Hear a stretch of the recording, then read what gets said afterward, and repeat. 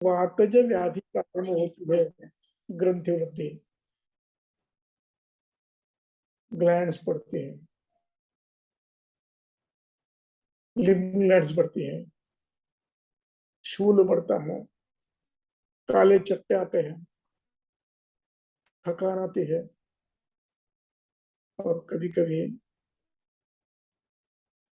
अवयव नीचे आ जाते हैं, श्रवों से, लंबर स्पॉन्डिलाइटिस, गैप कम हो गई, नीचे आ गई, होता है।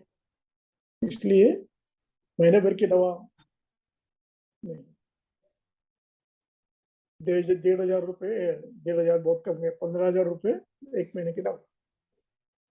ऐसे पेशेंट, ऐसे डॉक्टर देखे मैंने, नहीं करना। तो अग्नि दीपन में हमने देखा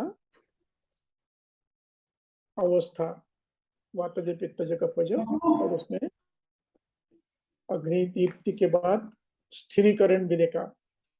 ईंधन यही सबसे बड़ा अग्निदीपन है, ईंधन ये सबसे बड़ा अग्निदीपन है, ये भी देखा।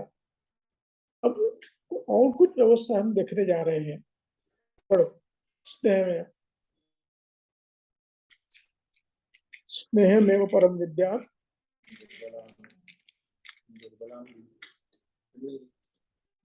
बंद हो गए क्या?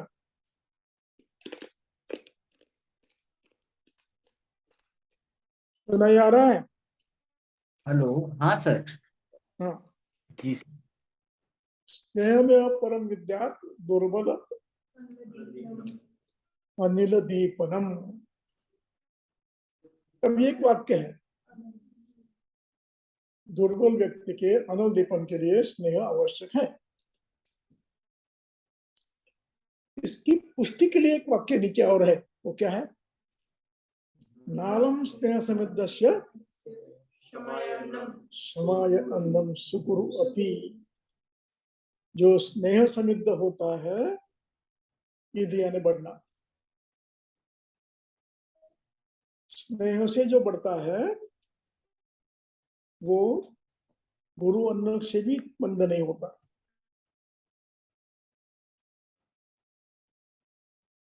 ये एक पॉजिटिव, स्नेह देने के बाद अग्नि इतना बलवान होता है, सम्यक विधिवत स्नेह दिया तो, ध्यान रखो, सम्यक विधिवत स्नेहपान किया तो, राइट। अब आपने विधि रहित किया तो क्या होगा? निकलिए स्नेहाध्याय चरक का।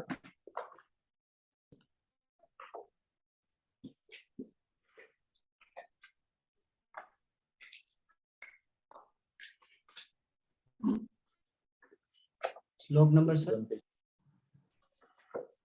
श्लोक नंबर। एक मिनट बता रहा हूं।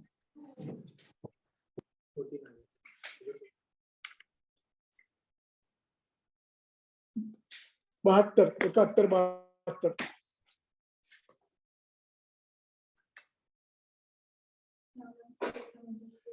वही वाक्य है। वाक्य कौन सा है? वही वाक्य, नालम स्नेह समिद्धस्य समायान्नम सुगुरोपि। अब इसके पीछे का पन्ना देखो, विषय अधिकरण क्या है? अधिकरण क्या है? उदीर्ण पित्ता ग्रहणी है, उदीर्ण पित्ता ग्रहणी यश्च चाग्निबलम महत्। इसको यदि आप स्नेहपान करते हो, क्या होगा? भस्मी भवति तस्यासो स्नेह पीत अग्नि तेजसा। अग्नि इतना बड़ा है कि स्नेह का भस्म हो जाता है, और ये स्नेह अग्नि को और बढ़ाता है। सजगध्वा स्नेह मात्रा, समझ रहे हैं? जगध्वा दग्ध धातु है, वैसे एक जह धातु है, दोनों अर्थ एक है। दग्ध्वा, जगध्वा, अर्थ एक ही है। दग्ध्वा का अर्थ जलाकर, त्वानित, पूर्व कालवाचक। स्नेह को तो पचा देगा, उसके बाद क्या करता है? ओजक प्रक्षारयन बने, ओजक को भी कम करता है, ओज दग्ध करता है, कम करता है। एक ही वाक्य है, अवस्था भिन्न। जहां उदीर्ण पित्ता ग्रहणीय नहीं है, वहां पर स्नेहपान करने से अग्नि दीप्त होता है, और जहां उदीर्ण पित्त ग्रहणी है, उसमें भी साम है तो उपद्रव करता है। Is it clear? यानी स्नेह देना अच्छी चीज है बहुत, लेकिन इतनी आसान नहीं है। चलो दे दिया, ब्लाइंडली दे दिया। अब इसके बाद मूल श्लोक पढ़ाओ में। ये हमने देखा था, याद होगा आपको तो, स्नेहाध्याय में हमने ये देखा था, स्नेह के उपद्रव, उसकी चिकित्सा देखी थी हमने। मैंने पहले पंचकर्म का प्रारंभिक भाग पूरा ले लिया है। स्वेदन लिया, वमन लिया, विरेचन लिया, बस्ती नहीं लिया, को छोड़ दिया। तो हाँ, अपने मूल श्लोक में क्या है, पढ़ो आगे। नालम स्नेह समिद्रस्य क्षमायान्नम सबरूपी। हो गया। अब स्नेह किस व्यक्ति को कौन सा देना है? हर व्यक्ति को घृत नहीं चलेगा, हर व्यक्ति को एक औषध नहीं चलेगी। हर व्यक्ति को आपको स्नेह देना है तो शुद्धता भी बदलनी पड़ेगी, द्रव्य भी बदलना पड़ेगा। पढ़ो मूल श्लोक में, ग्रहणी का अध्याय 202। पढ़ो पढ़ो कोई तो एक। मंदा अग्नि अविपक्वम तु पुरीसम यो अतिसार्येत। मंदाग्नेस्तु अपक्वम पुरुषम यो अतिसार्यते है, अतिसार्यते, अतिसार्यते, अतिसार्यते, आत्मनेपदी।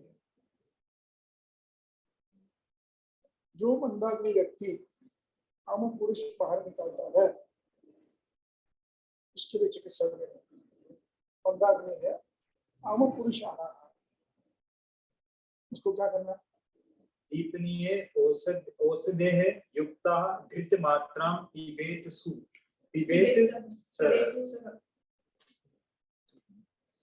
दीपनीय औषधैः युक्तां घृत मात्रां पिबेत।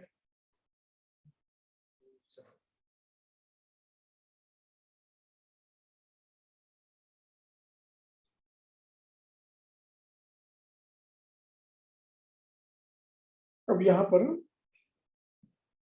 आपके मन में प्रश्न आया, पुरुष साम है, घृत कैसे देना है?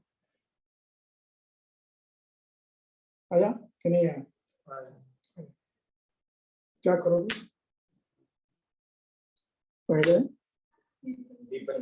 अग्नि को स्वच्छ कर ले, महाश्वतस को स्वच्छ कर ले। कैसे करना आपको पता है? क्या करना? वचन दोगे, थोड़ा सा लंघन दोगे, घंटा 2 घंटा अग्नि नहीं कर देंगे, भोजन देंगे। छोटा रहता है, ज्यादा करने की जरूरत नहीं। यदि ग्रहणी की अवस्था है पहली, विदग्धाहार मूर्छितम, तो बात अलग है। विदग्धाहार से आर बड़ा है, दोष बड़े हुए हैं, उसमें तो आपको करना पड़ेगा। जहां पर आपने दोष निकाल दिया है लेकिन फिर भी अग्नि बनता है और अमान्य होगा। अब कोष्ठ की अमावस्था है, वो आपको दूर करनी है, और वो दूर करने के बाद उसके लिए सामान्य क्वात 2 दिन 3 दिन एखादा उपवास, नंदन एखादा मध्ययूस, ऐसा कुछ करके आप अग्निदीप्त करेंगे और फिर सिद्ध द्रव्य प्रारंभ करेंगे। समझ में? मंदाग्नि देखा, ग्रहपान शुरू नहीं करेंगे। कठिन नहीं है ना? लक्षण तो देखने पड़ेंगे आपको। स्तोत्रोध, बलभ्रंश, गौरव, अनिल गुणता, आलस्य, भक्ति, निष्ठिव, मनसंग, क्लम, दौर्बल्य, अविपाक, रुचि। ये तो लक्षण ध्यान में आएंगे ना कुछ तो। बदन भारी है, फिर पेट भारी है, पेट में गुड़गुड़ हो रहा है, खट्टे डकार आ रहे, एक दिन रुक जाओ, 2 दिन पित्त रस दो, 3 दिन के बाद फिर थोड़ा थोड़ा स्नेह प्रारंभ करो। औषधि में या भोजन में क्रमशः बढ़ाओ, एकदम बढ़ाना नहीं। प्रागैव तो रसी असी। यदि स्नेह की मध्यम मात्रा, स्नेह पानी की 30 ml है, शमन मात्रा भी 20 ml है, तो प्रारंभ कहाँ से करोगे? 0.5 ml से करोगे, 5 ml से करोगे। समझे? इतना यदि करोगे तो गलती नहीं होगी। अंदाज से बोल देगा वो लोग, चम्मच भर लो, कोई चम्मच इतना बड़ा देता है कि इतना बड़ा देता है। इसलिए अंदाज से निकलना, गिन के आपको 10 ml घी लेना है, 5 ml लेना है, एक ही बार लेना है बस। अग्निदीप्त होता है कि देखो उससे कुछ कष्ट नहीं हुए, चलो कष्ट हुए तो आधा 5 ml इस पश्चात को करना है। तो दीपनीय औषधि था घृतमात्रम बेबेत्तुसा, दीपनीय औषधि से घृतपान दो।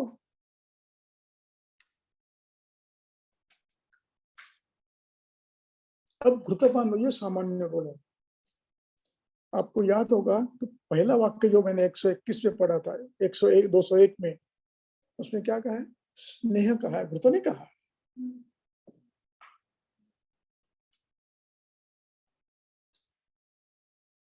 यहाँ घृत इसलिए कहा है कि योगवाही है।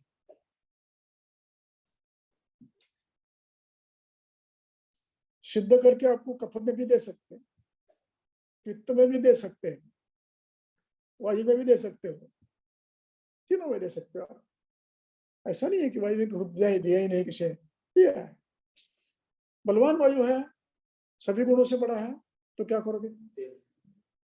तो शमन के लिए आप तैल दोगे, अग्निदीपन के लिए आप, बाकी स्नान कर लिया आपने, अग्निदीपन के लिए आप घृत देंगे, सिद्ध करके देंगे। सूक्ष्म फर्क। अब इसके बाद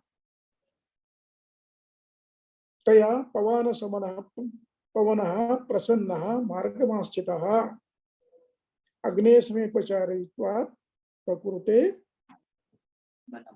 बलम। इससे महाश्वत स्निग्ध हो जाता है, अग्निदीप्त होता है और कर्मशः आप उसको अग्नि को दीप्त कर सकते हो। अब अवस्थाएं कुछ भिन्न बता रहे हैं। एक सामान्य अवस्था बता दी आपको, इसको घृतपान देना योग्य है आपके लिए। आपने निर्णय कर लिया इसके व्यक्ति को कफज है लेकिन घृतपान चलेगा, क्षारयुक्त व्रत चलेगा, अम्ल क्षारयुक्त व्रत चलेगा, षटफल व्रत चलेगा, आपने दे दिया, ठीक है। परीक्षण करेंगे आप, कुछ कष्ट तो नहीं हो रहे। यदि कष्ट होते हैं तो बंद करके फिर द्रव्य बदलेंगे या घृत बदलेंगे। निर्णय आपको करना है ऋतु देश का। अब काठिन्यात अवस्था बदल गई है। काठिन्यात पुरुषः, काठिन्यात पुरुषम, कृच्छ्रात मुंचति मानव। काठिन्य से कृच्छ्रात मुंचति मानव, कृच्छ्रात समझ लो, कठिन, कष्ट से। कष्ट से मुंचति, मुंच धातु है, उसका तृतीय पुरुष एक वचन है, मुंचति, कृचनात् मुंचति, मुंच, मुंच धातु है, मुच, मुच मुंचति।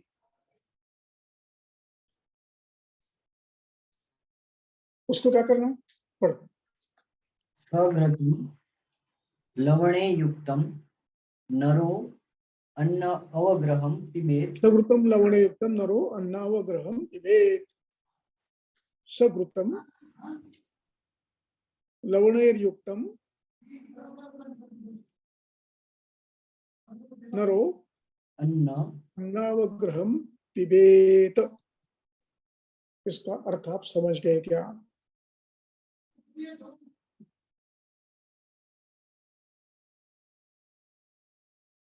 पहले वाक्य का अर्थ बताओ, फिर अवग्रह का अर्थ फिर बताओ, अवग्रह फिर मैं बताऊंगा। टिप्पणी पढ़नी पड़ेगी आपको इसके लिए। देखिए, मैं एक एक शब्द आपको क्लियर करता हूं, आप समझने का प्रयास करो। देखिए, अन्नावग्रहम पिबेत, अन्न मध्य अवस्था कैसी है? अन्न का अवग्रह करना है, यानी अन्न से ढकना है। इसका मतलब अन्न के साथ देना नहीं है। अन्न मध्य कैसे देना है फिर? अन्न मध्य सलवण घृतम। पिबेत, सलवण पीना है और अन्नावग्रह करना है। अन्नावग्रह करना यानी अन्न का उस पर आवरण करना है, या तो दो के बीच में देना है, ऐसा कुछ है। तो पढ़ेंगे, टीका में पढ़ेंगे।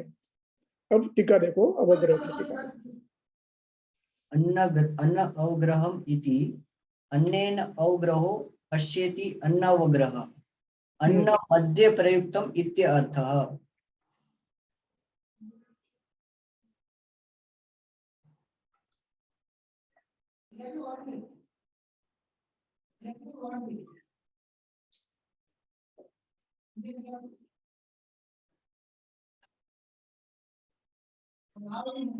अन्नग्रह इति अन्न अवग्रहो अस्य अस्येति अन्नेन अवग्रहो अस्य एति। अन्नावग्रह, उसका स्पष्टीकरण अगली पंक्ति में है। अन्न मध्य प्रयुक्तम इत्यर्थः, यानी पहले भोजन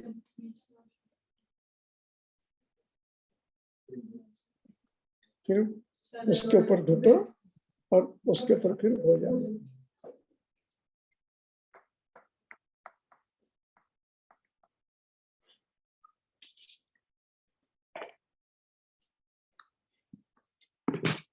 कहाँ है?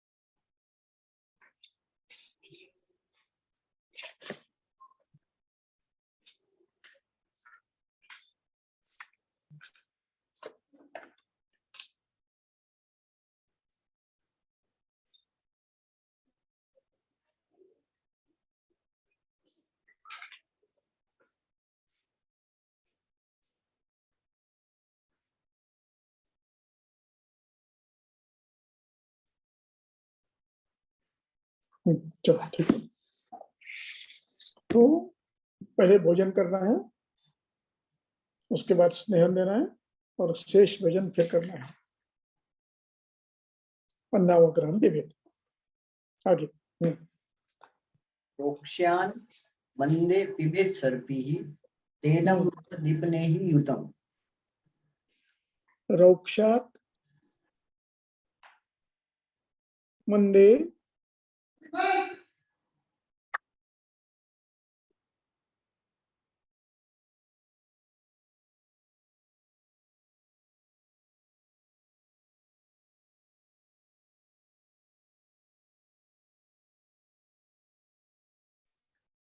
तो स्नेह तो देना है।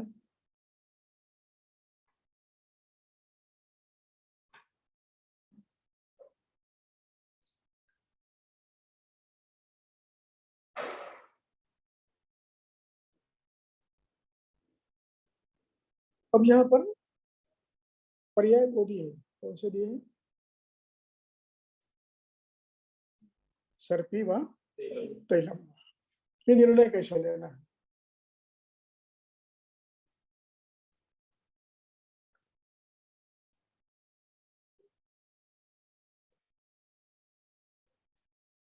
अर्शाध्याय निकालिए, एक अर्शाध्याय निकालो, फिर एक अतिसार अध्याय निकालो।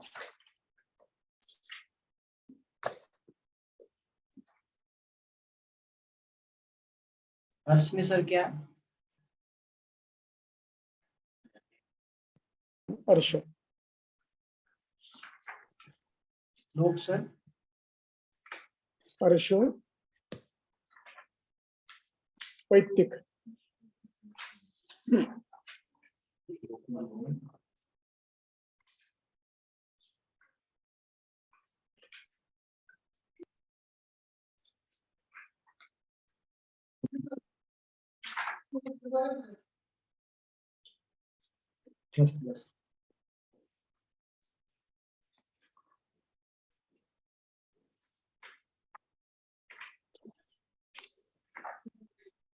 हाँ, श्लोक नंबर अर्श में श्लोक नंबर 15।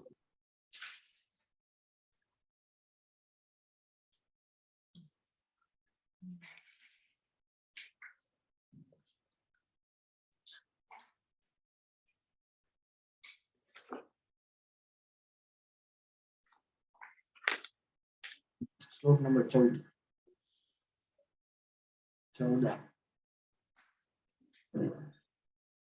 15।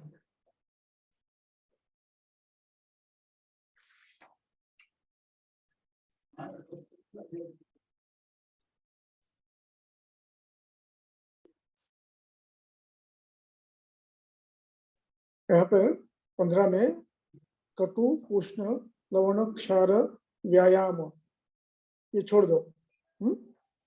अग्नि आतप ये दो शब्द ध्यान में रखो।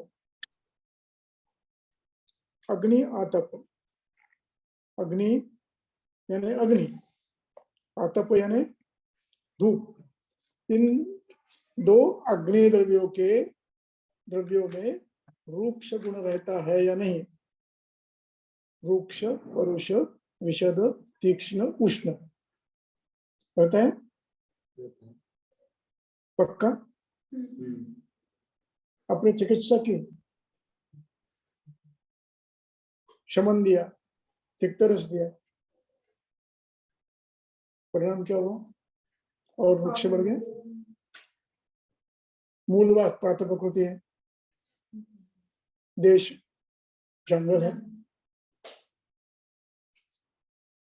आहार वृक्ष करता था, वृक्ष उष्ण कटु, परिणाम क्या हुआ? पुरुष वृक्ष हो गया, कठिन हो गया। अब यहाँ पर तैल दोगे या घृत दोगे? समझ गए? यहाँ को क्या देना है? घृत देना है। रोक्षात मंदे बने, इतना विचारक को करना है।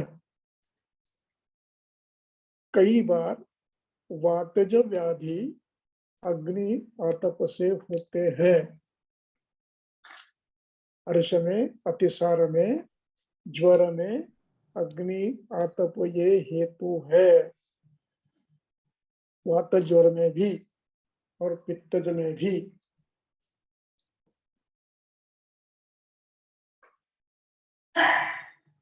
और पक्का करना है, संदर्भ 26 निकालो, सूत्र 26। सूत्र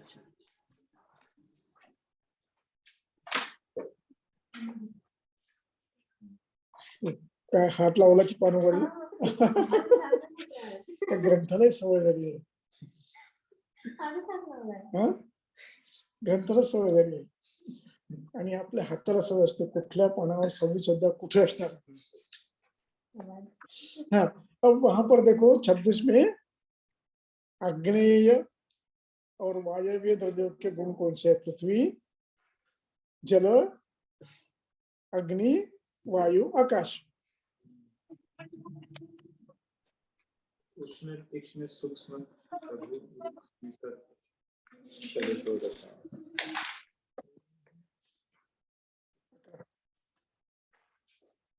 कौन सा श्लोक हो? पढ़ो पढ़ो, मुझे तत्र आपके सामने है चित्र पूरा। क्या है? अग्नि अग्नि, तत्र उष्ण तीक्ष्ण तीक्ष्ण सूक्ष्म लघु वृक्ष विशद रूप है? गुण रूपानि आग्नेयानि। वृक्ष पुरुष है, वायु बढ़ेगा, शीत गुण से नहीं बढ़ेगा। अब वायु का पढ़ो।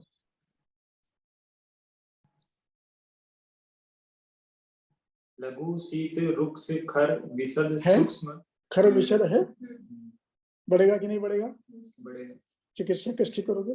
तैल से करोगे या वृक्ष से करोगे? वृक्ष हेतु पर निर्भर है, चिकित्सा हेतु विपरीत हो। समझ गए? जी सर।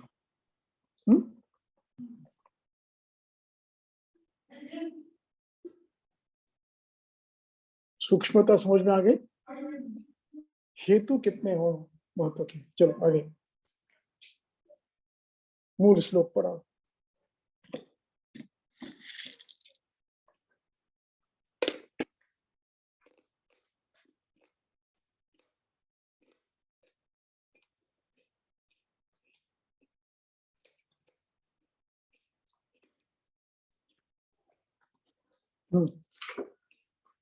मूल श्लोक पर आए, मूल श्लोक पर अपने चिकित्सा स्थान चिकित्सा स्थान 15 200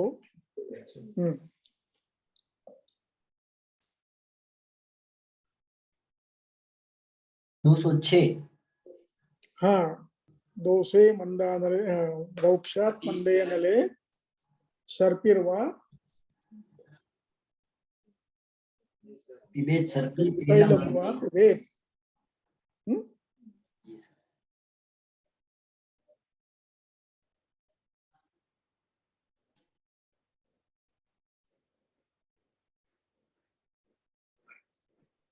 अब ये सर्पी सिद्ध करना है तो दोषों के अनुसार करना है। तिक्तम, मधुर, लवण, अम्ल, जो भी करना है आप कर सकते हो। अम्ल जो हो दाढ़ी में जैसा, पित्त वृद्धि न करे, सामान्य द्रव्य आप प्रयोग कर सकते हो दोषों के अनुसार। अब अधिकरण बदल रहा है, एक एक अग्निमंद के हेतु अलग अलग हो रहे हैं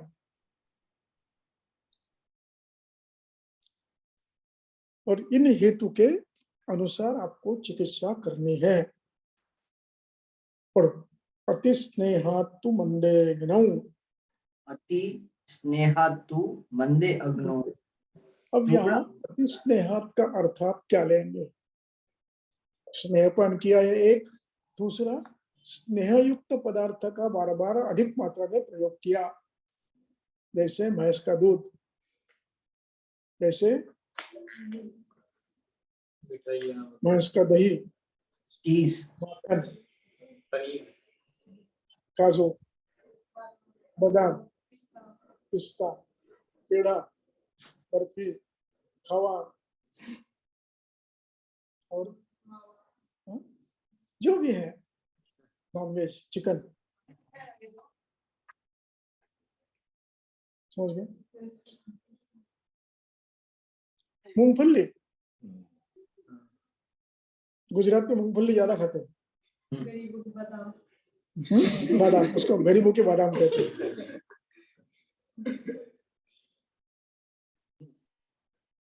अति स्नेह का समझ गए अर्थ? जी सर। भोजन में स्नेह ज्यादा लिया। कुछ लोग, मैंने एक पेशेंट देखा उद्धार में, मैं डीन था लेकिन मैं पूरे वार्ड देखता था, पूरे वार्ड में पेशेंट से बात करता था, क्योंकि वो चिकित्सक हूँ मूलतः। प्रशासकीय देखना ये अलग चीज होती थी, प्रशासन के साथ क्या चल रहा है, पेशेंट कैसे है, किसको क्या चल रहा है वगैरह वगैरह। एक यूपी का पेशेंट आया हुआ, एडमिट था, सर्जिकल वार्ड में था।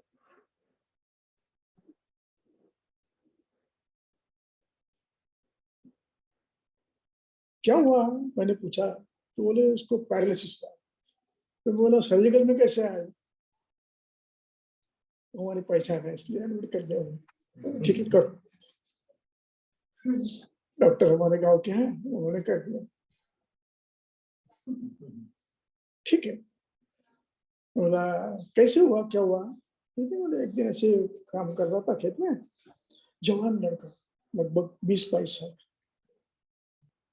तो अचानक ये हो गया। मुझे उत्सुकता और बढ़ गई, इतनी जल्दी कैसे हो सकता है 22-25 साल में। तो मैंने पूछा तेरा सुबह कितने बजे उठते हो, क्या करते हो वगैरह वगैरह वगैरह। अब चौंक जाओगे उसने जो कहा। ये कटोरा छोटा है, उनके यहाँ कटोरा ऐसे होते हैं, यदि कुछ कटोरा पीना हो तो ऐसे इसमें पीते हैं। उत्तर भारत में जाओ तो ये कटोरा ऐसे रहेगा। एक किस्सा बताता हूँ। नागपुर में 2 सरदार जी आए, महल में होटल में गए, दूध मंगाया, उसने 2 कप में दूध लाया, छोटे छोटे कप 50 ml के। तो बोले ये एक कान में डाल, ये एक कान में डाल, पीने के लिए इतना भर के ला।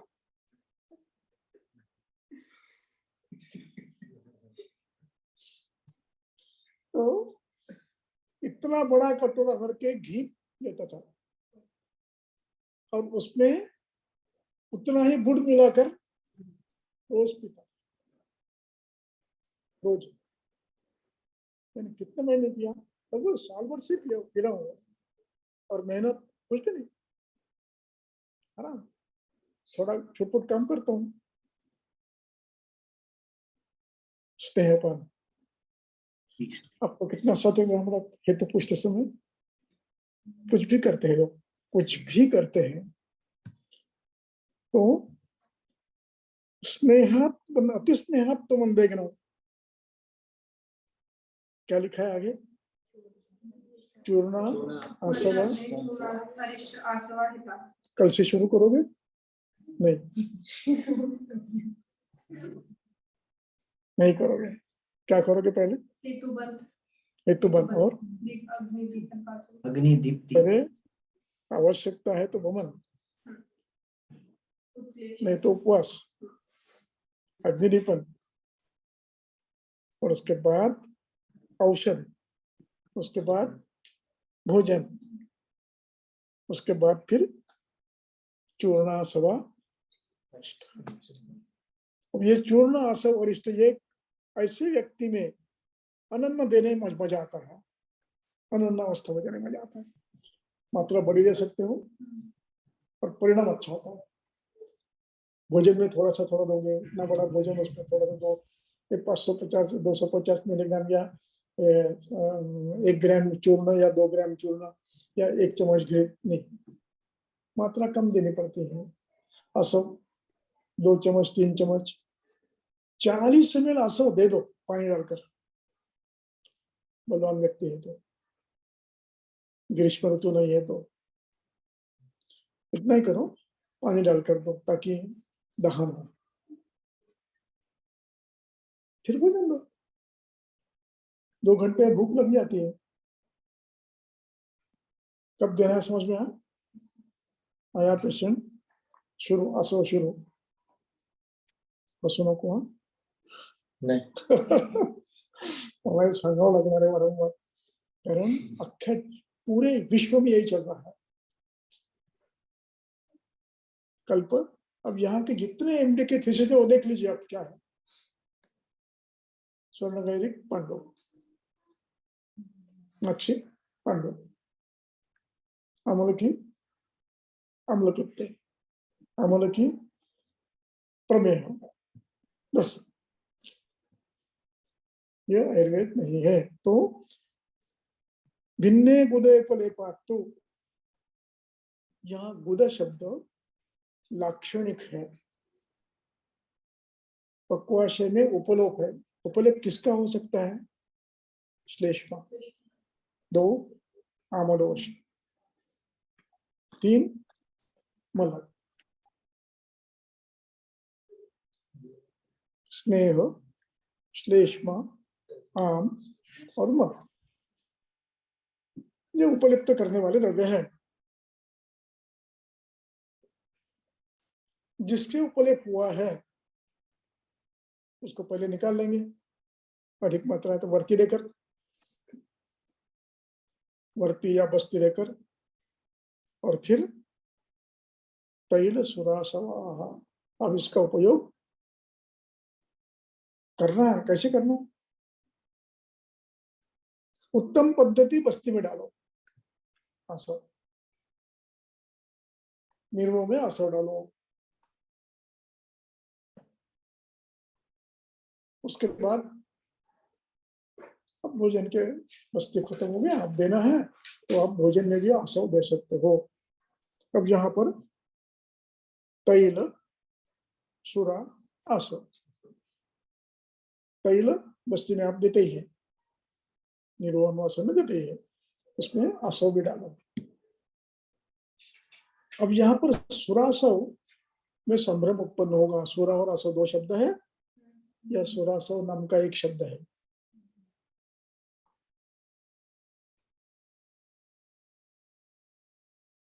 मुझे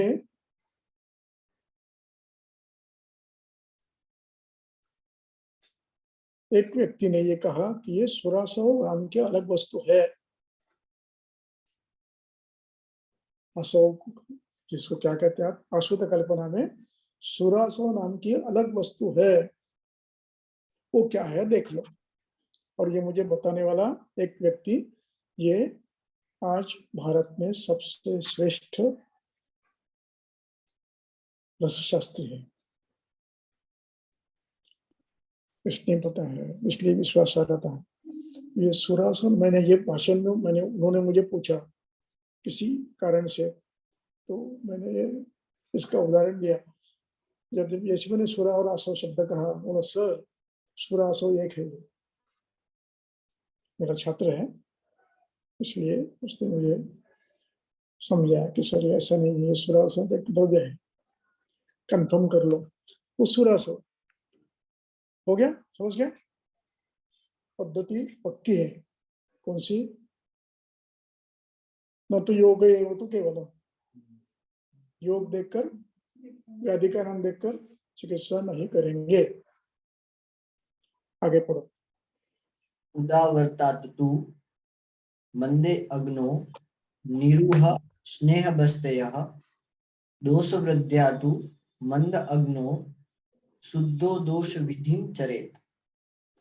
उदावर्तात तु मंदेग्नौ, और निकलिए चरक चिकित्सा 26। 5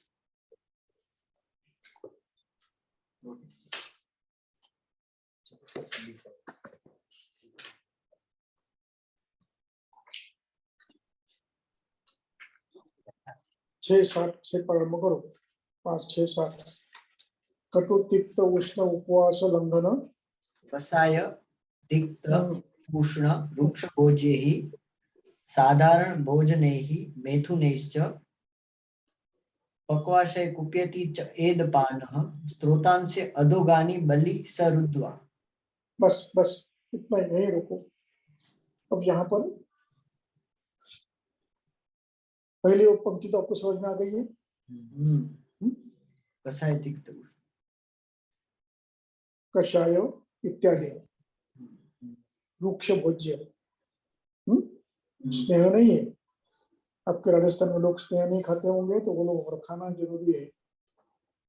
वो क्या कहते हैं उसको, आजकल वो ये आ गया हेल्थ केयर, तो उसमें स्नेह बिल्कुल नहीं खाते। मैं कभी गया था तो जयपुर के कॉलेज में, मेरे पास सर्टिफिकेट है, वहाँ पर एक महाराष्ट्र का व्यक्ति था जो पंचकर्म का इंचार्ज था। मैंने कहा विशेषता क्या दिख रही है आपको, तो कहने लगा यहाँ पर लोग स्नेह बिल्कुल नहीं खाते हैं और हर व्यक्ति को बस्ती देना पड़ता है। नहीं, ये सब खाते हैं, बहुत स्नेह खाते हैं, ज्यादा खाते हैं उल्टे यहाँ से। हाँ, उसने कहा जो पेशेंट आते हैं वैसे कि जो स्नेह खाना बंद किए ऐसे पेशेंट को बस्ती देना ही पड़ता है ना? इसको कहते हैं जागृति। स्नेह से कोलेस्ट्रॉल बढ़ता है। तो श्रीमंत लोग हैं, बड़े लोग हैं, वो तो ज्यादा केयर करते हैं, बड़ी स्टेट है, संभालना है, तो बंद कर देते स्नेह खाना। तो ऐसे भी कुछ पेशेंट होते हैं। तो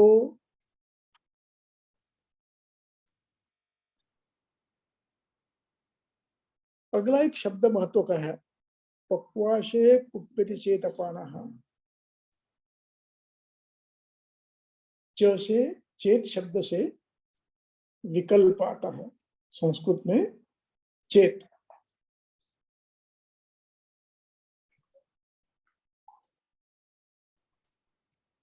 यानी उदावर्त पक्वाशय में वात प्रकोप होने से ज्यादा होता है। यदि पूरे शरीर में लंघन आदि कारण से यदि शरीर ये हो गया है, कृश हो गया है, वात प्रकोप हो गया, पक्वाशय नॉर्मल है, ये ज्यादा है। तो ऐसी अवस्था में ये वात प्रकोप पक्वाशय कुप्यति नहीं है, सीधा हुआ, डायरेक्ट हुआ। यानी ये विकल्प उदावर्त किसको कहेंगे, पक्वाशय से प्रारंभ हुआ है तो उसको उदावर्त कहेंगे। पक्वाशय कुप्यति चेत अपानः, इन कारणों से। श्रोतांसी बहुवचन है, अधोगानी नीचे के क्षेत्र, बलि वायु के लिए कहा है, रुद्वा ये त्वांत है, रुद्र धातु है उसका ये त्वांत है। त्वांत समझते हो ना, जोड़ के रखने वाला, एक वाक्य जोड़ कर दूसरा जोड़, दो पूर्व काल वाचक, एक पहला काम करना फिर दूसरा उसके बाद करना। रुद्वा करोति, विट संग करेगा, विट संग का परिणाम मारुत संग भी होगा, उसका परिणाम मूत्र संग भी होगा। क्रमात् पक्वाशय, ग्रहणी, आमाशय, रस, रक्त, मांस, मेद, इस क्रम से क्रमात् उदावर्तस्य घोरः। समझ गए? अब इसके लक्षण क्या होते हैं? पक्वाशय से प्रारंभ हुआ तो लक्षण क्या होते हैं? रुक पढ़। रुक पस्ति रद कुक्षि उदरेषु अभीक्षणं सपृष्ठ पार्श्वेषु अति दारुणा स्यात्। आद्यम उल्लास विकर्तिकाश्च तोदो अविपाकश्च बस्ति शोथः वर्चो अप्रवृत्ति जठरे च गंडानि उद्वश्च वायु विहितो गुदे स्यात्। कृच्छेण शुष्कस्य चिरात् प्रवृत्तिः स्यात् वा तनुः स्यात् खर रुक्ष शीताः ततश्च रोगा ज्वर मूत्र। बस नहीं, आपको पक्वाशय के लक्षण ध्यान में आने चाहिए। क्या लक्षण है? रुक रुक, बस्ती, जगह जगह होगा, बस्ती प्रदेश में, हृदय प्रदेश में, हृदशूल यानी हृदय में नहीं होगा, हृदय प्रदेश में समन्ता होगा, स्नायु में होगा, छाती में होगा, इधर होगा। हृदरोग नहीं, साक्षात हृदरोग नहीं। तो उदरेशु अभीक्षणम, उदर में शूल होगा। तोद अविपाक, अविपाक क्यों? भोजन नहीं पचेगा नहीं, भूख लगेगी नहीं, भोजन जाएगा भी नहीं, बस्ती शोथ आएगा। वर्चो अप्रवृत्ति, मल की प्रवृत्ति नहीं होगी। अगला शब्द क्या है? गंडा, गांठे देगी आपको, मल की गांठे दिखेगी आपको, गुल्म के सदृश, कड़क, कठिन, स्पर्श कठिन गांठे दिखेगी। और आगे ठीक है, कृष्णेन चिर शुष्क से चिरात प्रवृत्ति तनु अल्प अल्प प्रवृत्ति शात खर रुक्ष शीता, मल खर रुक्ष शीत होगा। समझे? इन लक्षणों में से कुछ लक्षण ये दिखते हैं तो चिंता क्या होनी चाहिए? उदावर्त है, और हेतु भिन्न भिन्न हो सकते हैं। एक औरत भी हो सकता है, अत्यत्वगौन भी हो सकता है, अल्पाशन भी हो सकता है, अनेक कारणों से एक हो सकता है। इसके आप उदावर्त का निर्णय करेंगे। उदावर्त व्याधि इस अर्थ में नहीं आता। दूसरा उदावर्त है वेगावर्त का, 13 प्रकार के उदावर्त है, वो भिन्न है। यहाँ पर अपेक्षित क्या है? पक्वाशय में अपान प्रबल हुआ है, परिणाम और महाश्रोतस समान वायु क्षेत्र आमाशय विकृति हो गई है। और आगे अब ज्यादा चिंता करने की बात, चिंता इसलिए कि वो ध्यान में नहीं आता, गड़बड़ हो जाती है, वो आगे है। ततश्च रोगा, हाँ कौन से रोग है?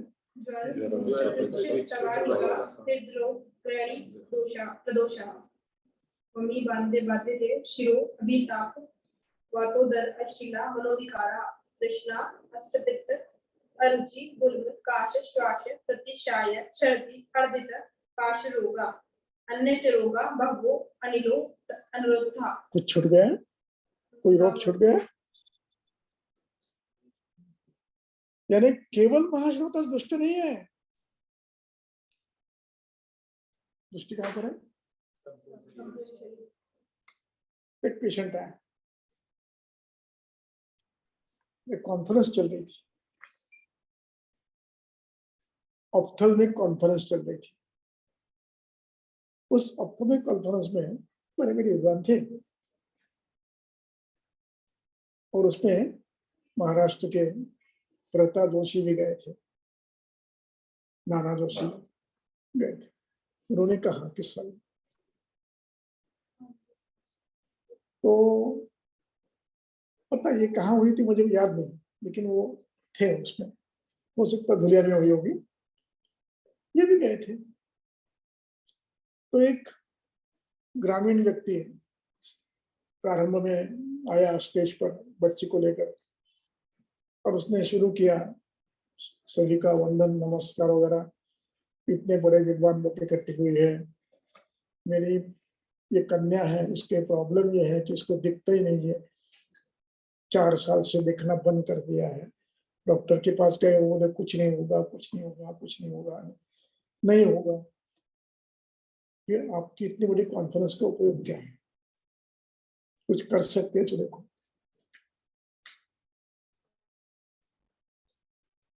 तो मैंने कल मिलो, परसों मिलो, देखेंगे, स्पेशल चाहिए ना, फंडोस्कोपी और क्या क्या चाहिए, तो बहुत सी ऐसे। तो देखना पड़ेगा, यूं करके देखना पड़ेगा, लाइट पे देखेंगे उसमें। तो नीचे आ गया। लता जोशी वहां थे, बच्ची को ले गए अपने, जहां सुविधा थी वहां ले गए, इसको एक अनुवासन दिया पहले, फिर एक नीरव दिया, सुला दिया। 1 घंटे के बाद 2 घंटे के बाद पूछा कुछ दिख रहा है? बोले हाँ दिख रहा है। कितने हैं? 2। ये कितने हैं? कोई नहीं। शाम को उस मीटिंग में लाके दिखा दिया, आप इसकी परीक्षा कर सकते हैं।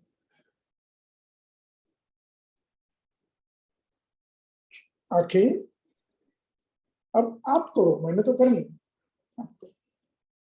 उदाहरण मैं क्यों कह रहा हूँ, समझ में आ रहा है?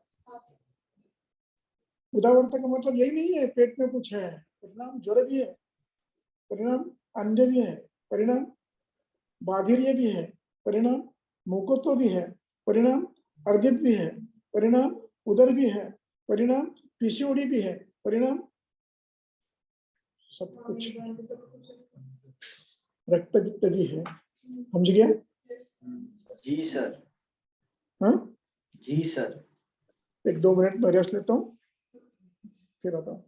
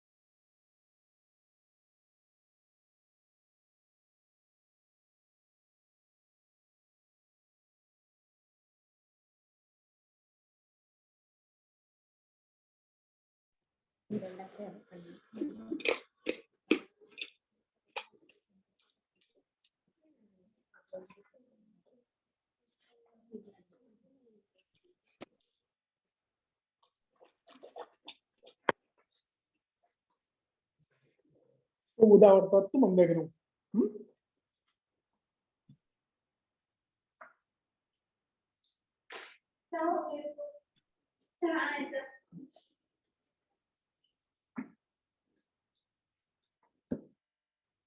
क्या करोगे?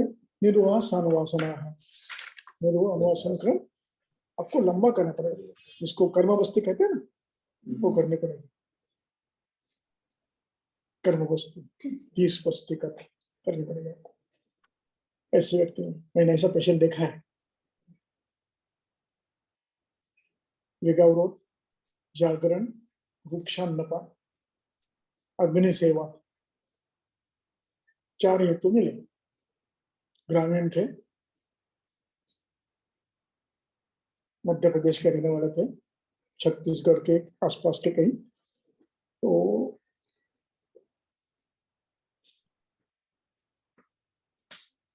एक लगभग 50-60 साल की महिला थी, स्ट्रेचर पे लाया। पहले उसको नागपुर के बड़े हॉस्पिटल में एडमिट किया। वहाँ 1-2 दिन रखा, कुछ नहीं हो रहा, तो आयुर्वेदिक में गया। ओपीडी मेरी थी, एडमिट किया। इतिहास लिया, लगभग वो शक्कर के से ये बनाते, माला बनाते, ये बनाकर कुछ बतासा या ऐसे बना माला बनाते हैं, उसका कारखाना था। तो उस कारखाने में वो महिला बिजनेस करती थी और लगभग 15 दिन वो सोई नहीं थी। रोज रात को ये सुबह से शाम तक यही डालना, शक्कर निकालना, ठंडा करना, ये काम करती थी। और अग्नि के पास बैठना, वो पाक करना, ठंडा करना। तो रोज का आहार दाल चावल नहीं था, ज्वारी की भाजी और चटनी, मिर्ची, लहसुन, नमक। तेल का नाम नहीं, तेल इतना सा, वो लोग को पता है तेल कैसा लाते हैं, रोज लाते हैं, एक आने का, 2 आने का, 4 आने का सब्जी के लिए, ऐसा तेल आते हैं। उसमें आना चल रहा था, पुरानी बात है वो। अभी चारे में कुछ भी नहीं मिलता, चाय भी नहीं मिलती। हम चारानी में चाय पीते थे, 10 पैसे में रिक्शे में जाते थे, झगड़ा करते थे, तो उससे 10 बार हम 5 बोलते थे। तो ऐसे समय लाए उसको, समझ गया मैंने, कुछ नहीं किया मैंने, और वहां से बस्ती दिया।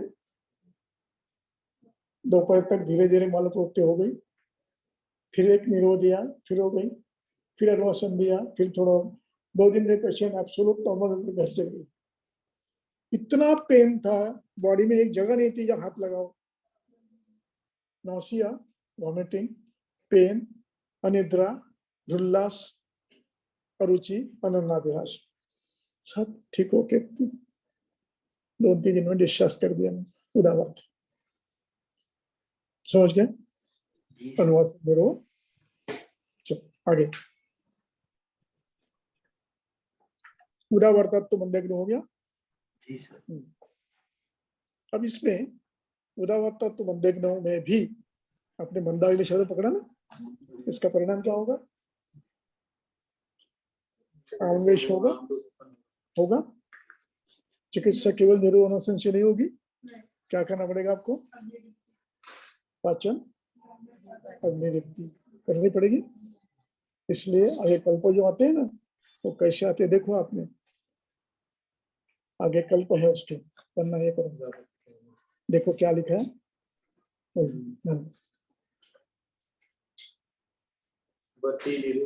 श्यामा त्रिवृत श्यामा त्रिवृत मागधिका सदंती गोमूत्र पुष्टां 10 भाग मासम सनीलिकाम वर्ती। उसके बाद ये वर्ती है, और ये क्या है? त्रिवृत सुधा पत्र तिलादि शाक ग्राम्य ओदक अनूप रस्य से वान्नम। इसपे सभी दीपन द्रव्य, हिंगू से लेकर सभी दीपन द्रव्य है?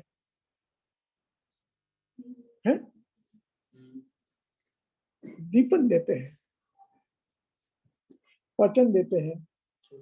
पहले निकाल लिया, फिर पाचन दीपन किया, और फिर अनुवासन जो आप करते रहो। यानी आपको यहाँ तंत्र कौन सी लगाई आपने? संभव। मंदाग्नि हो गया, संभव तंत्र। सर आम उत्पन्न हो जाएगा, उसके बाद में उसको विबंध नहीं रहेगा ना? रहेगा, विबंध आमों से रहेगा। विबंध रहता है। आमों का लक्षण ही विबंध है पहला। नहीं सर, उसमें वो सप्तमिण मारुत नहीं होगा, उसमें सप्तमिण मारुत होगा क्या? सत्य का मतलब गाढ़ा नहीं, रुका हुआ, रुका हुआ।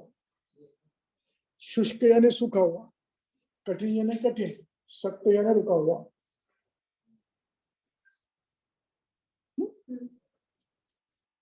चिपक के रहा हुआ, आसक्त शब्द यानी सत्य यानी जुड़ा हुआ। चलो, तो अब इसके बाद 207 की दूसरी पंक्ति क्या है? दोष वृद्धातु मंदे अग्नो शुद्धो दोष शुद्धिम चरेत। ठीक है, आसान है ना? दोष कौन सा बड़ा है, ये तो कौन से है, उस अनुसार दोष शुद्धि करो और दोष विधि में चरे, दोष विधि में चरे, दोष के लिए जो अनुकूल है वो करो। और फिर इसके बाद दोष शांति होने के बाद अग्निदीपन भी दोष के अनुसार वातिके पैतिके कपजे करते रहो। चलो आगे। व्याधि युक्तस्य च मंदे तु सर्पिरेव अग्निदीपनम उपवासाच्च मंदे अग्नो यवागुभिः पिबेत् घृतम्। बस। व्याधि युक्तस्य मंदेग्नौ सर्पिरेवाग्निदीपनम, किसी व्याधि से चिरकाल तक पीड़ित है, कैंसर, ट्यूबरकुलोसिस और ऐसे अन्य व्याधियां, दीर्घकालीन ज्वर वगैरह वगैरह, ऐसे कुछ है, अग्निमंड हुआ है, तो वहां पर दीपन एक घृत आप देंगे। अब ये दीपन एक घृत आपको कभी कभी भृंगण द्रव्यों के रूप में देना पड़ता है। पहले आप दीपन देंगे, अग्नि दीपन द्रव्य देंगे, सस्नेह देंगे, फिर आप भृंगण भी सस्नेह करेंगे।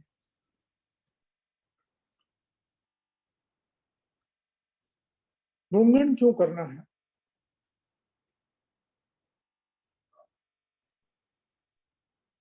धातु क्षय ये मंदाग्नि का एक कारण है। व्याधि मुक्त है ना, व्याधि युक्त है, धातु क्षय होगा।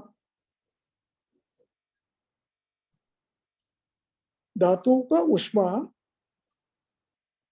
अग्नि पर प्रभाव डालता है,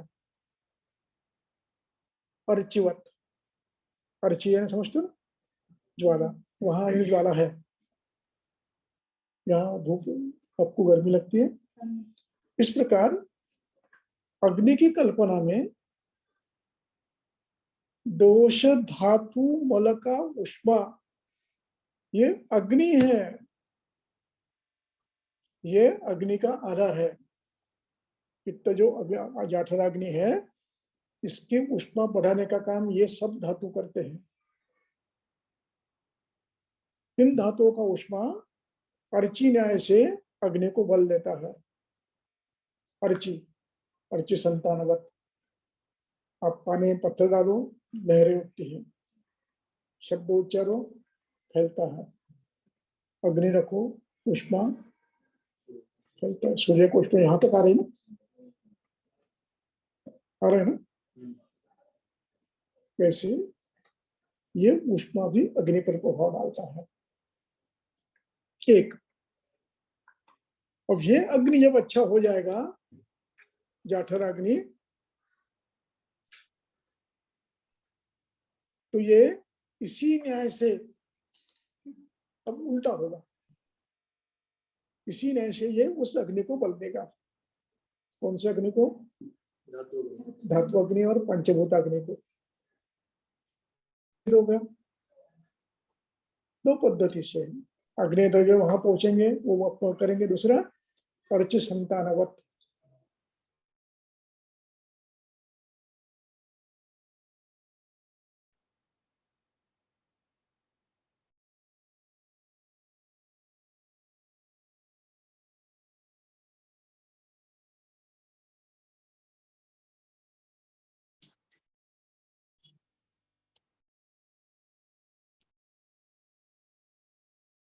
भवति ग्रहणी दोषाः।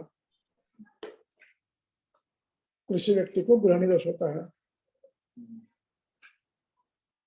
घृतपान देना है। दूसरा, वर्षा ऋतु की दिनचर्या याद है आपको? आदान ग्रहण उपशा अग्नि सन्न, आदान से अग्नि सन्न है और वर्षा में और सन्न होता है। अग्नि सन्न अपि सीदति, सन्न होते फिर सिद्ध। इसलिए इसमें आपको सिद्ध घृत भी देना है। पहले टिप्पणी घृत देंगे, बाद में बाउंसर से सिद्ध घृत देंगे। मिलता है केरल का एक धन्वंतर घृत है, बाउंसर सिद्ध है, आप इसमें ले सकते हैं। क्यों? अग्नि को दीप्त करना है।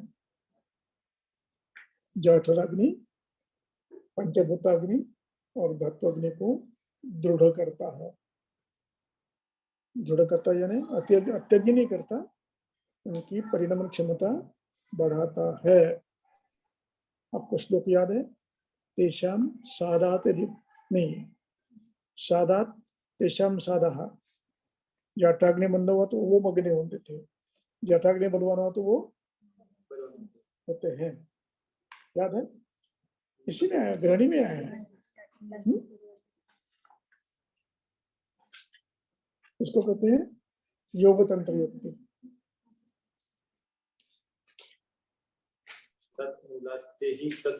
तद्वृद्धि क्षयात्मक तन्मूलाते ही तन्मूला। ये वृद्ध हुआ तो वो वृद्ध होगा, ये क्षीण हुआ तो वो क्षीण होगा।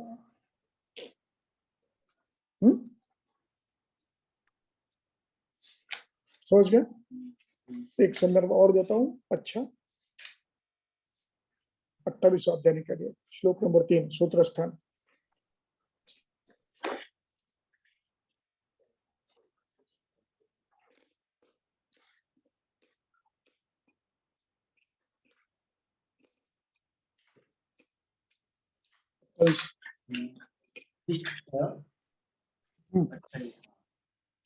विधिवेत वन्नपानम क्रीडम पीठम जंतो अंतरग्नि से अगले अंतरग्नि के पास रुकना है। अंतरग्नि संदुक्षित बलेन, अंतरग्नि से संदुक्षित हुए अन्य अग्नि ये भी परिणमन करते हैं। अंतरग्नि से संदुक्षित, इसकी टीका देखो। अंतरग्नि संदुक्षित बलेन अंतरग्निना जठरेण वहिना संदुक्षितं बलं यस्य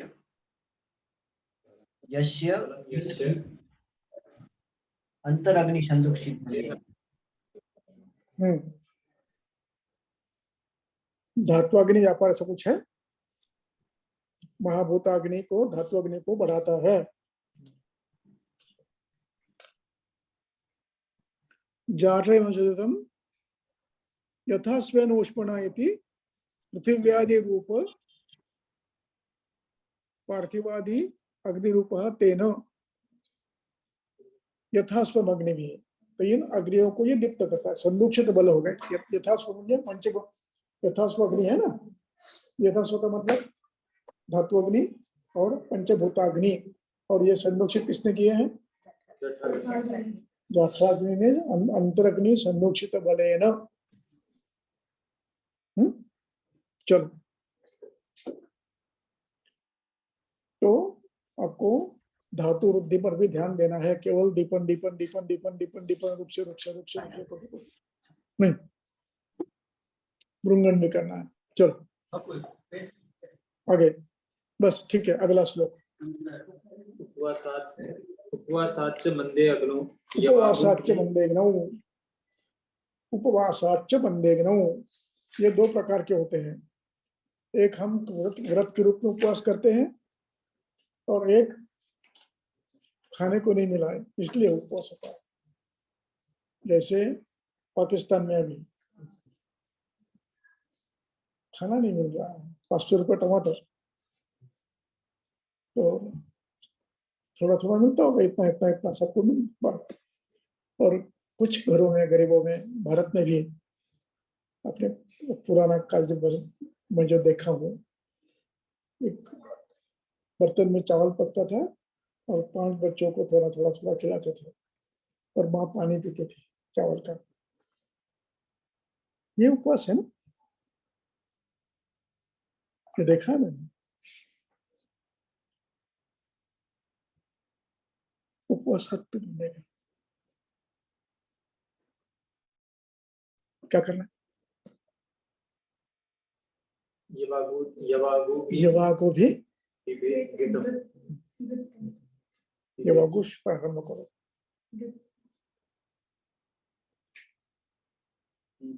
घुर्त डालकर और अन्नाव पीड़ित, घुर्त अन्नाव पीड़ित, ऊपर से अन्न दो, घुर्त पिलाओ, ऊपर से अन्न दो। दीपनीय ब्राह्मण घुर्त।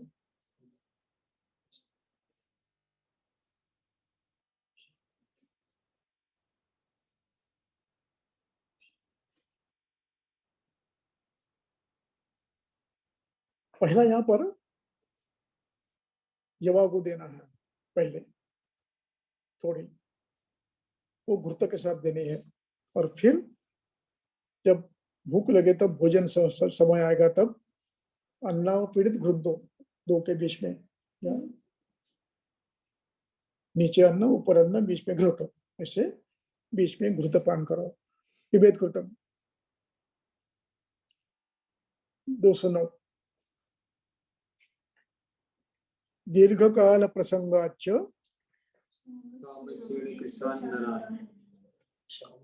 दीर्घकाल प्रसंग से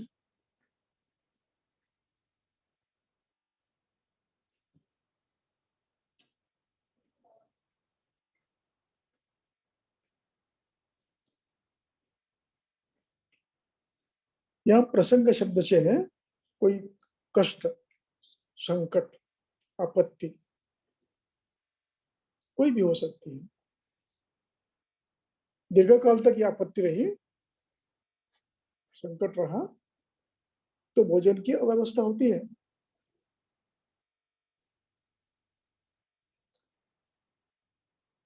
जो मिलता है वो खाना पड़ता है। जैसे उदाहरण के लिए, वो पहले लोग युद्ध करने के लिए कब निकलते थे? दशहरा होने के बाद। और जहां जो मिले वो खाते थे, खेतों में घुसते थे, धान्य लाते थे, वही यूं यूं करके खाते थे। ऐसे कई दिनों तक लड़ाइयाँ करते थे। अलेक्जेंडर तो वहां से आया था यहाँ तक। क्या मिलता होगा खाने? जो है वो खाते होंगे, और लड़ाई तो करनी है। इसमें अग्निमंद होता है। इसमें क्या होता है फिर?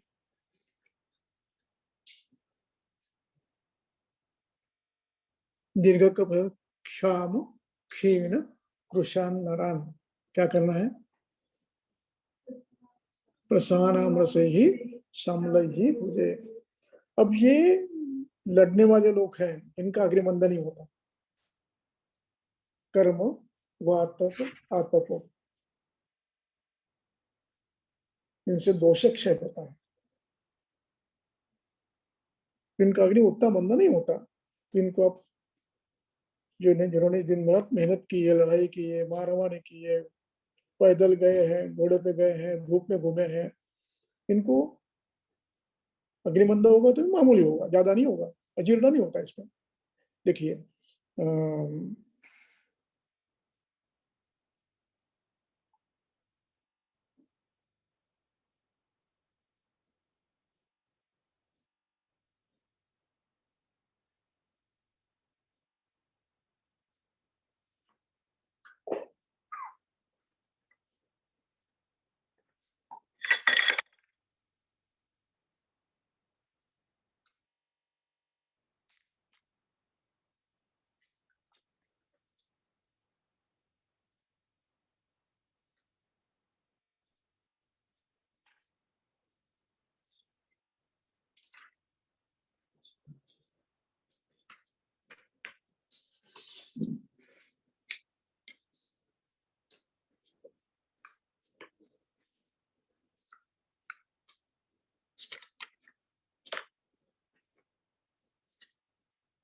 कल्पस्थान 12 श्लोक 81।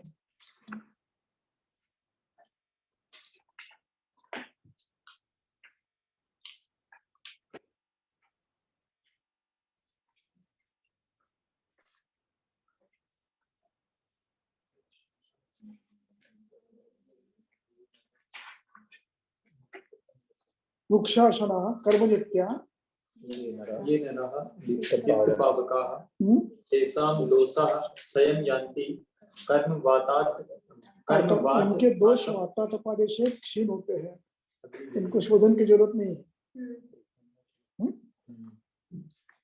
इनको अग्निलिप्त करना है। कैसे करना है? ढूंढन से करना है।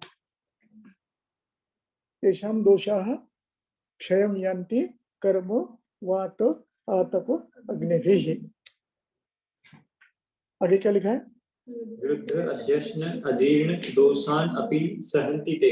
अजीर्ण अध्यक्षन दोषान अपि सहन्ति ते। आगे क्या लिखा है? स्नेहयास्ते मारुत स्नेहयास्ते मारुतात रक्षात। उनको स्नेहन करना है, उनको वायु से संरक्षण देना है। वायु से यानी धातु क्षय से। ना व्याधो तान न विशोधे। और व्याधौ, ना है ना, ना का वो अलग निकालना। न और व्याधौ तान विशोधय। कोई बड़ी व्याधि हो तो शोधन करो, तो शोधन की जरूरत नहीं है। नंगन की जरूरत बहुत कम है, केवल कोष्ठ शुद्ध कर लो।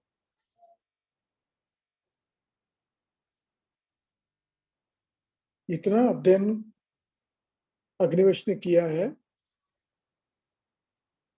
उसके बाद किताब लिखी है।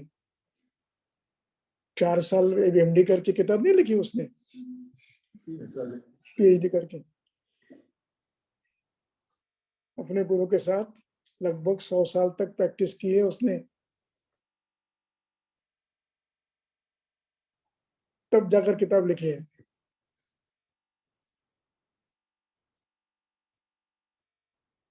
समझ गया? दीर्घकाल प्रसंगात्तु क्षाम क्षीण कुशान्नरान। क्या करना है?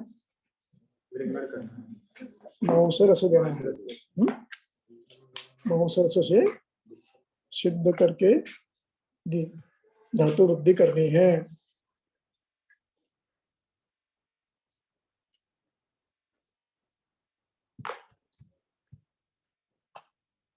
चलो आगे कुछ है? दीर्घकाल प्रसंगास्तु ये प्रसहानाम रस्ये सा अम्ले भोजियेत पिसीता असीनाम। हाँ, इसको मौसरस दो, इनको मौसरस दो। प्रसह की मौसरस दो, मांसाहारी की मौसरस दो, मद्यपान करो। लघु तीक्ष्ण उष्ण शोधित्वा दीप्यन्ति आसु ते अनलम।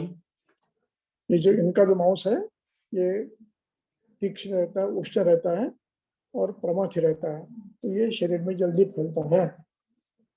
मास उपचित मासत्वात्। जो प्रसव वगैरह जो कहे ना, ये मांस खाने वाले लोग हैं, जबरन मारकर खींचकर खाने वाले हैं, उसको प्रसव कहते हैं। जबरदस्ती पकड़ के हरिण को पकड़ के उसके पीछे दौड़ते हैं और फिर नोच नोच कर खाते हैं ना, प्रसव। ऐसे पक्षी भी है, तो उनका मांस से ज्यादा तीक्ष्ण रहता है, उष्ण रहता है, विकास रहता है, तो उससे ब्रूंघण करो। हो गया? तथा आसुतर विंगणः। यहाँ पर आज बताएंगे, कल आगे जाएंगे। आगे क्या है? आगे ना भोजना अधिक, वो हो गया है, हो गया। वो हो गया है। अब यहाँ से शुरू होगा, यहाँ से शुरू होगा। इसको पढ़ लेंगे पूरा, फिर बारकाई से पढ़ेंगे उसको। चलो कुछ प्रश्न है? ते बस्तीचं आहे ना, बस्ती एका दिवशी 2-2 चालतात निर्वाण वसंत। अवस्था बलवान व्यक्ती है, दोष जास्त है, 3 मॅक्झिमम 3 निर्वोध होऊ शकतात, 3 निर्वाण मॅक्झिमम। सर एकच दिवशी हाँ व्यक्ति देखकर दे सकते हो। सर कुछ लोगों ने हेतु बड़े किए हैं, अगर हेतु तो काफी बड़े किए हैं और लंबे टाइम तक किए हैं, लेकिन लक्षण अभी जैसे हमारे पास में अभी आए वो लक्षण नहीं है उनके शरीर में। तो पूछो क्या काम करते हैं? धूप में घूमते हैं, खेती करते हैं, साइकिल चलाते हैं, पैदल घूमते हैं, गाड़ा खींचते हैं। लक्षण है पर कम है, उतने नहीं है, तो फिर उनमें शोधन करना है क्या? लक्षण ज्यादा नहीं है तो शोधन करने की जरूरत नहीं। शमन करके देखो, शमन से नहीं होता तो फिर तिर्यगत दोषों को निकालना पड़ेगा। तिर्यगत है, नहीं शमन हुए, उनको निकालना पड़ेगा आपको। स्थूलता है, शरीर में स्थूलता तो है, मोटापा है, तो वो साम दोष है, उसको निकालने के लिए तो उसको आपको उल्लंघन करना पड़ेगा, उल्लंघन करना पड़ेगा। तो सर ये उदीर्ण पित्त वाली जो अवस्था है उसको पता कैसे, ग्रहणी में उदीर्ण पित्त का पता कैसे चलेगा? उदीर्ण पित्त जिसको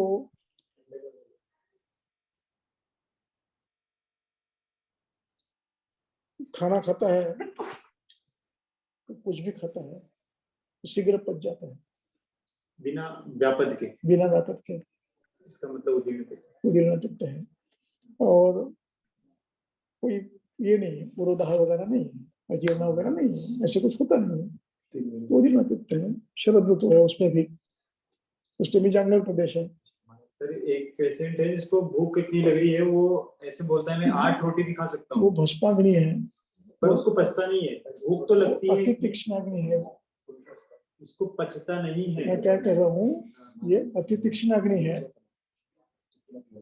अति तीक्ष्णाग्नि का अर्थ यह है जो पचाता नहीं, सबको खा लेता है, बिना खाए बिना पचाया शोषण कर लेता है, आमाशय रिक्त हो जाता है तुरंत।